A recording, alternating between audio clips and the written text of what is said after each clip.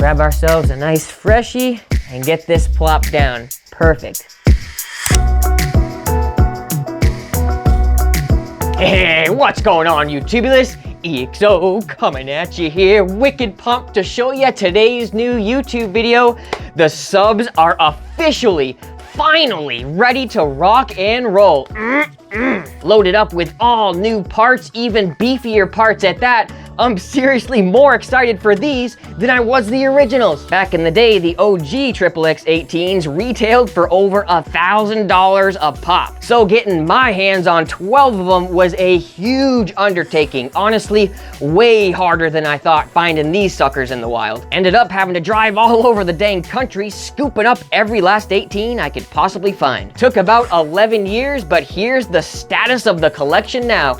Sitting on like 12 grand worth of subwoofers, fellas. Oh my gosh. And if you add up the retail prices along with the money I've already spent on upgrading and customizing, this collection would value over 18,000 bucks. Of course, I didn't spend that much though. Heck, I bought most of my subs either badly damaged or blown up already. So over 11 years, I personally have a total of 12,750 smackers invested into these subs, which still comes out cheaper than buying 12 new ones of this caliber, especially nowadays. Long story short, these subs have been with me through thick and thin, and you know what?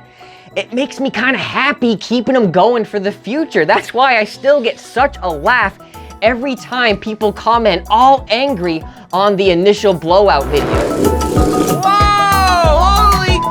I mean, crap, it really makes me wonder how many people are out there just chucking these things in the trash because it makes a random noise or stops working.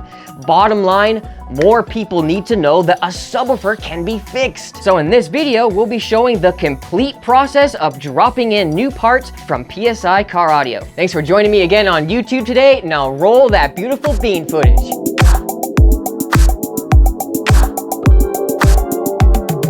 All right, let's get this show on the road and rebuild one of these subs right here on video. Now, there's more than one way to skin a cat, so I'm just gonna show you what I'm doing personally today to get the job done, starting with the adhesive. We have both rubber-based and CA glue with Activator that we'll use in different areas for different parts. Next, we'll use these clamps right here along with the subwoofer gasket as a way of applying even pressure after we glue it around the lip. And to clean out any residual dust from the gap, I'll use good old Gorilla Tape and this trim tool to make sure we get every last bit, even the hunks of metal that may still be in there. I'll be using this plastic sheeting right here as material to shim the voice coil inside the gap. That way that the coil is perfectly positioned center-wise. And of course, we'll need the replacement parts themselves, fresh Recones from PSI, all of the soft parts needed to make this subwoofer play again. And to keep that nice and clamped down here, it's a little hard on the lip, we've got an alternator. Now you can use something else like a candle,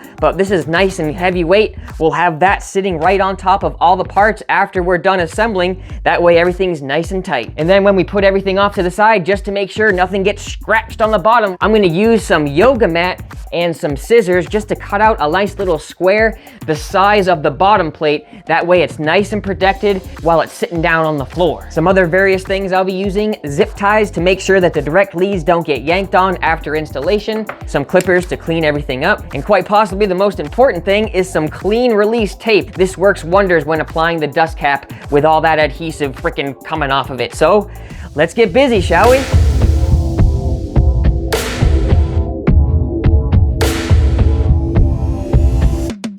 First step is to always make sure I got every single bit of debris from last time, you know, when painting these things, out of the gap. That's where the voice coil moves in and out from. You don't want anything obstructing that area. I think I see just one little sliver. See it poking up, just one little tiny sliver and some debris that we swept off the pole. I'm gonna do that a couple more times just to make sure everything's nice and kosher. Yep, we're not picking much of anything up now. It's pretty clear. Take some compressed air, which I forgot to include that in the tools, but we'll just blow out the gap here.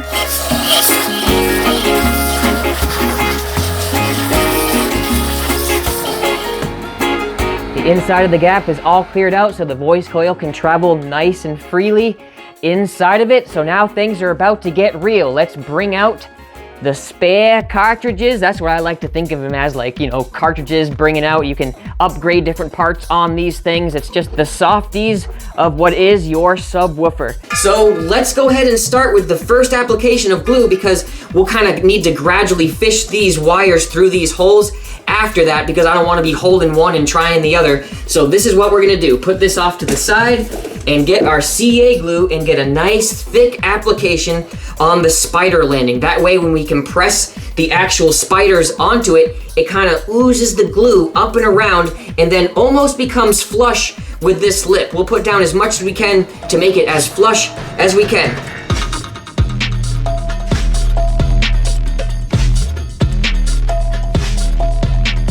And it doesn't matter if it's a little thicker in some places. I'm gonna go back around and even her up with another application on the inside here. I like to use 2 hands for this part so I can squeeze out a lot.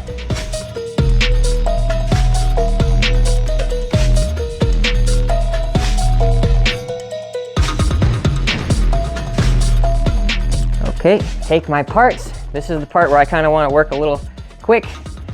Fish through our direct leads on one side, fish through them on the other side. We're doing pretty good on the running. Here's the part where it gets a little tricky. Let's get my shim, and I do this from the top. I just roll it up real tight in my hand. I plop it right in. See, now it's sticking out the bottom. Bam. And now I just stick it right on. Just like this. There we go. Line up my leads with my holes. Looking good, and I'm gonna come down. That's looking pretty good. Get my tape, put that on my cone, get my alternator, push that on it. Now I'm gonna apply some pressure here. Oh yeah, we got some nice glue beads. That's looking real good, everybody. Nice and flush on the edge, just like we wanted. It's splooged up. So now we can't get these clamps in here because it's too shallow. You see, if I wanted to do that, it won't clamp on. It's too shallow. So what I'm gonna do is activate it so it stays right where it is. I'm gonna hold it down, activate. Move a little long, hold it down, activate.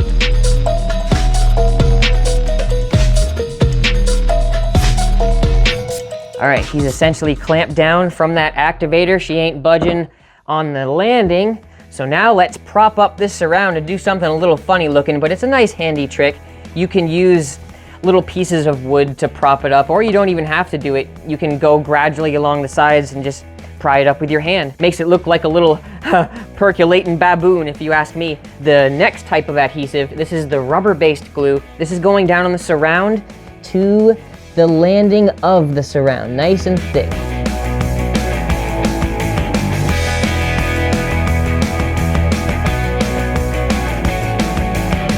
Now you may be wondering, now why do you have to use, different types of glue? Like, what's the whole reason behind that?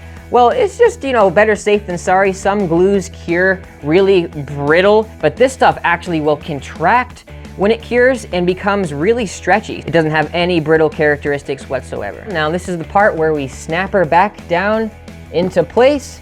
Don't be worried, she'll fit right in. And I'm gonna use the subwoofer gasket, like we talked about earlier, as a ring of pressure. Put this around the whole side of it, and then we will clamp it with these big clamps. It'll keep everything in the perfect position because this gasket forces it to, you know what I'm saying? You'll literally feel everything lock with your fingers. And now I can take some clamps and go right where the screws are. We'll go right around, and then we'll fill in the gaps in between.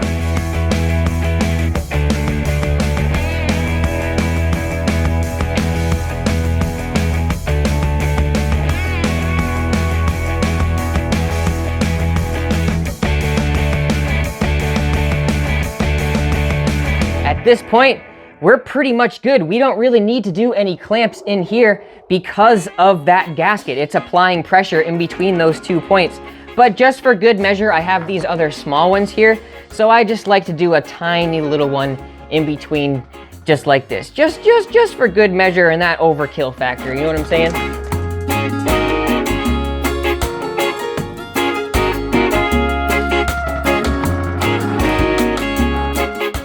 All right, so she's all clamped up. I know it looks kind of cool, doesn't it? I love that symmetrical look. Oh, wait, we're missing one right here on the end. Gotta get that in, seal the deal, right? So now we're ready to move on to the dust cap. This is the part where it always kind of makes people get nervous, but this right here comes through real handy. Cut yourself a little piece of tape, wrap it up in a loop, and then stick it on the other side. Bam. So now you can glue like this and apply like that. So let's go ahead and do that now with the same type of glue, but remember, oh my gosh, I can't tell you how many times I've done this. Take out your shim. I'm gonna do that at the very last second here. So let's go ahead and get this thing glued up.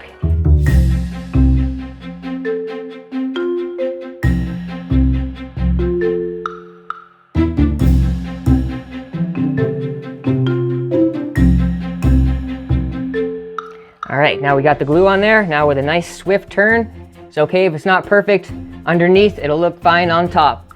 So let's flip her around and stick her on right where those pre-notched spots are, just like that. Bam. Take off the tape, get your roll of tape, put it down on top, grab your alternator or your candle or anything that's nice and heavy, plop this right on top, make sure we got clearance. Actually, I don't think we got clearance with that. Let me see if this will be a little better. I think we'll have more clearance with the Gorilla Tape. She's nice and positioned, and plop. Perfect. Even pressure. We got that groove in the cone to give us a reference, and I'm liking that, and I'm liking it a lot. Now, here's where things get a little bit different, where I kind of do things slightly differently. Because obviously this is just one work table, I don't have a big row where I can just do one sub after the next. I kind of have to wait my turn for this one to be done. So I can kind of skip a phase here, which is letting this stuff cure. I usually like to give it 24 hours, but instead of having this just sitting there taking up this space, I'm gonna go ahead and use some additional CA around the edges. Now hear me out, this is a little bit different, but I can essentially mimic this alternator, the weight of this alternator clamping down on the cap with this right here. So I can have this for my next sub and still go right along. So take a look at this. I'm just gonna let this ride along the carbon fiber weave on my sub. Just applying a small little bit and I'm moving right along. This has been really helpful so far to get things done even quicker. All right, we just joined up around the seams, quick activation. Now, here's the moment of truth. Check this out. I can take this up completely and not a single budge on that cap. And it looks beautiful. Can't go wrong with that. It helps me work a little bit faster so I can bring this over there and bring the new one on top of the bench.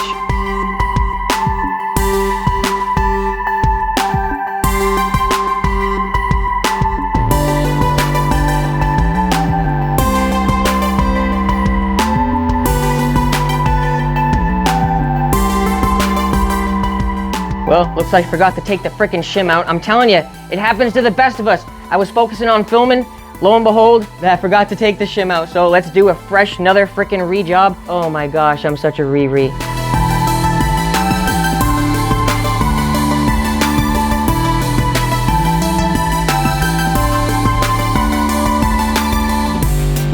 All right, so we tried to revive it. We tried our best. But that's okay. You know what? I'm gonna include this in there because mistakes happen. Here I am thinking I'm all cool and stuff, talking to the camera, and I totally forget to take the shim out. It's happened to me numerous times. So don't feel bad if you make the same mistake. So let's redo this. Oh my gosh, but what a silly thing.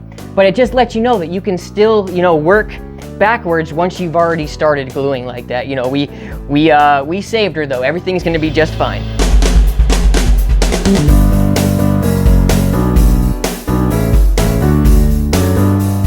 There we have it, a mistake undone, pretty much. I'm not the type that tries to pretends I'm perfect and edits all the stuff out and makes it seem like I'm better than I am. This type of stuff happens, you know what I mean? So even though it looks the way it does, it's not terrible. You get a little extra something right there, but we cut this thing off and put it back on. For what it is, I'm not complaining.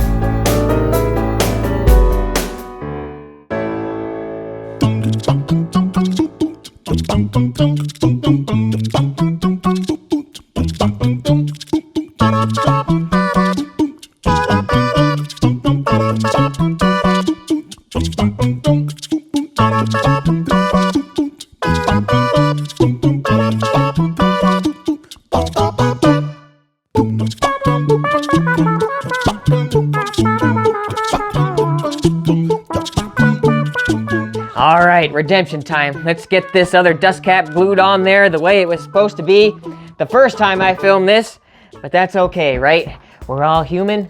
Grab ourselves a nice freshie and get this plopped down.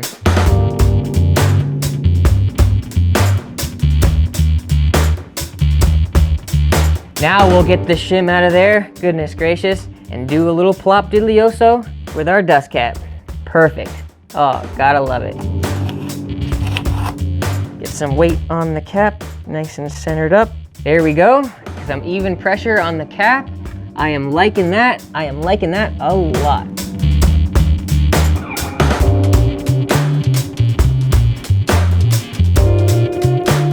And there we have it. I'd say that's just about perfect, at least in my book. Go ahead and take off the weights and you can kind of see the benefit of being able to do something like this. Just that extra little bit makes it so you can take the weight off and keep on working. Take a look, guys, that's a perfect bead.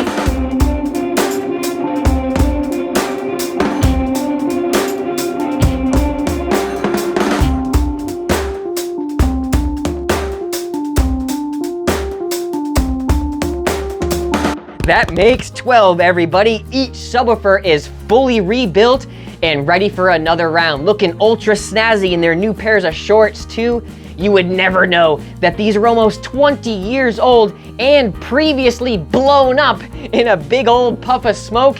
Gotta love it. This whole restoration process just goes to show that you can keep old subs working like new, regardless if you accidentally or purposely blew it up once or twice. When it all boils down to it, a subwoofer is not something you need to keep on buying brand new every time shit hits the fan. Which brings us to today's trivia challenge. Here's another good one for you. What's something that's always better to buy brand spanking new, and one thing that's always better to buy used or refurbished? I already got tons of ideas brewing myself, so let me know your answers for the next time we pick a winner online. Our last comment challenge was to share what you would do if 7 days was all you had left on planet Earth. People responded with tons of heartwarming answers, to say the least. So I wanted to share some of them with you right now.